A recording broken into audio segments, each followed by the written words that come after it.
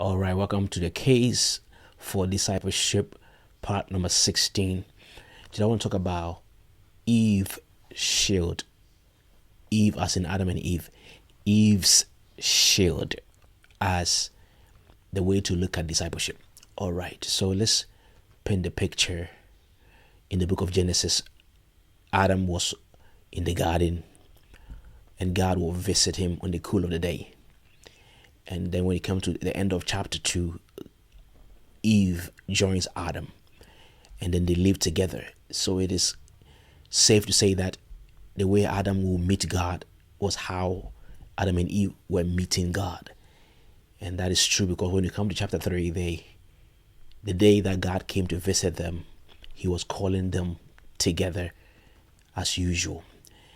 Now you notice that the life of humanity did not change when they were spending time with God in the cool of the day. In other words, the destiny or the future of humanity was shaped and decided not in the cool of the day, as in not when they went to church, but when they came home from church.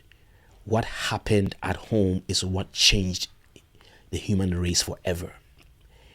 All right, so on one particular day, Eve was having a conversation with the serpent, and that conversation led to Eve making a decision, and from there, everything went south from there.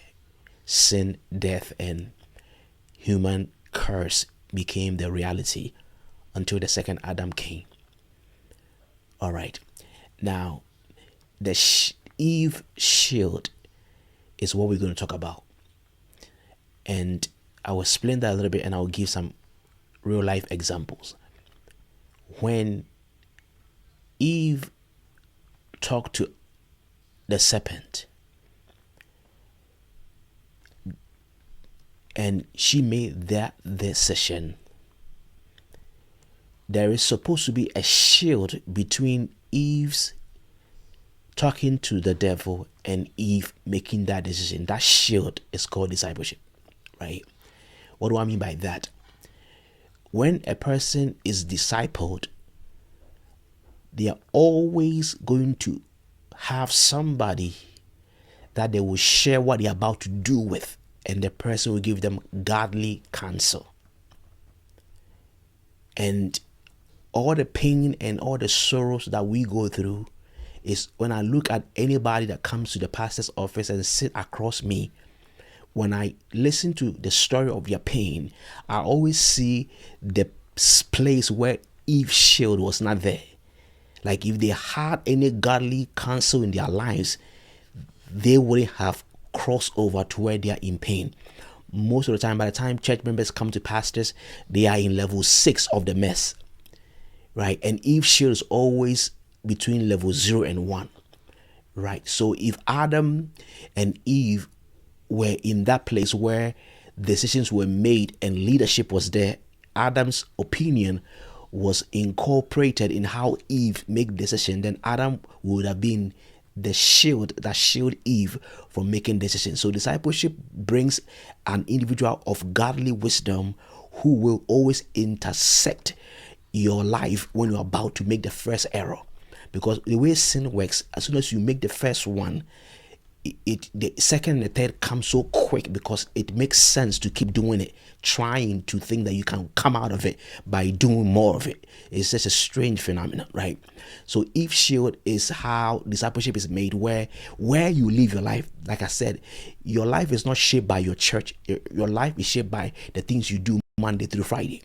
And so that means that real life decisions is really where your life it becomes victorious or your life become a defeated life, right? And in those real life decisions, discipleship creates an environment and brings a voice and a person into your life who is able to help you not fall for some things that you're about to fall for. Now, let me make it practical. Out of all the things I did as a pastor, my favorite is driving the church bus. Right after a good service, then you put all the members in the bus and then you the pastor be driving it, right? In America, we don't have bus drivers. We, the pastors, are the drivers. So that's my favorite part of the whole work, right? Because at that place, nobody out there is fake. In the church, everybody's faking it because they do church language, church lingo, church talk. But when they are in the bus, they are all relaxed and they are doing their talk as if they talk at home. So as a pastor, you get to hear how they talk at home. And so you'll be hearing how they are talking and they'll be making conversations. And right away, you notice that a lot of things they're saying, there's so much lack of faith. That's how after a hot prayer, you don't sit in the bus and say, what will I do with this? You know, men will always be men, right? So they speak a lot of defeating things. So it tells me that is where they are at. And that is really their spiritual level, not the noise that we're making in the church service. How they talk after prayer, that tells your spiritual level, not how much we're screaming when you're praying. You see that? So I get to see that. And I think that's what is beautiful about real discipleship. When you do life with people, you get to see that. That's why Jesus took the guys for 3 years, and when they were talking, he was listening and he was correcting them in real time, right? And so that is kind of what discipleship is: correct people in real time before they make a mistake. You see that? So when you see a lot of people that have made a lot of mistakes, what they lack is the shield of Eve, or Eve's shield, right? Because when you secretly walk into a conversation and church members are talking about the issue of sex, the issue of abortion and all of that, they always don't lack the Eve shield. A lot of people will not have aborted so many kids if they were discipled, because one, they won't fall into that mess in the first place, and secondly, they will not also they will have had godly wisdom. When two Christians who lack godly wisdom are talking, you can just know where they are at. And anytime I peek into that conversation, it just hurts me that they don't have the spiritual wisdom to navigate correctly the way they do life.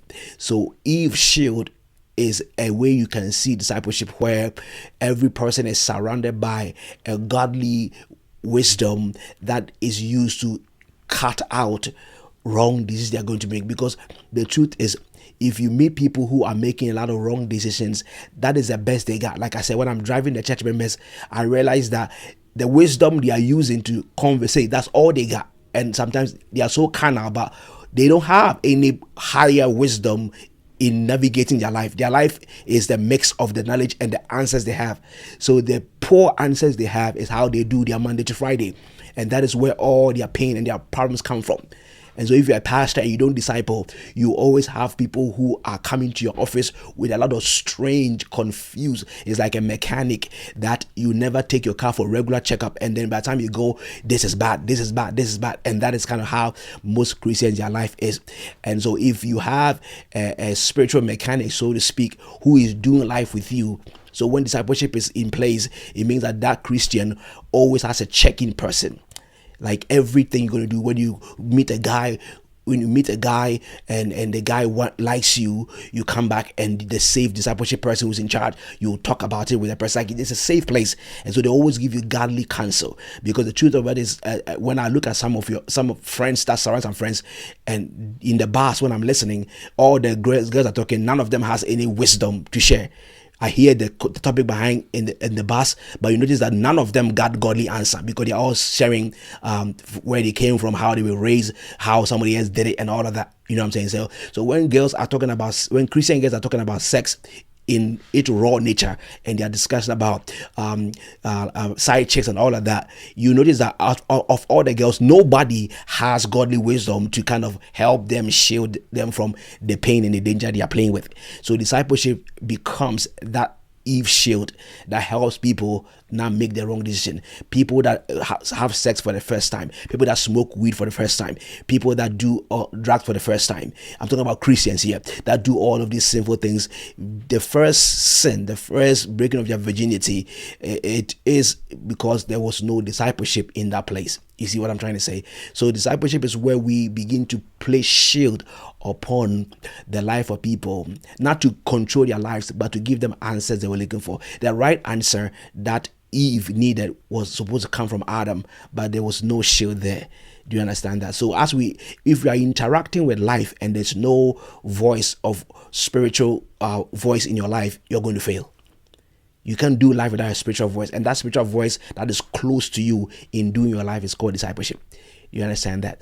And so discipleship is critical in becoming a victorious Christian. Else we will line up in the deliverance line, because we'll be making a lot of mess and we have to be delivered because we have done a lot of spiritual problems and we cannot free ourselves from it. All right.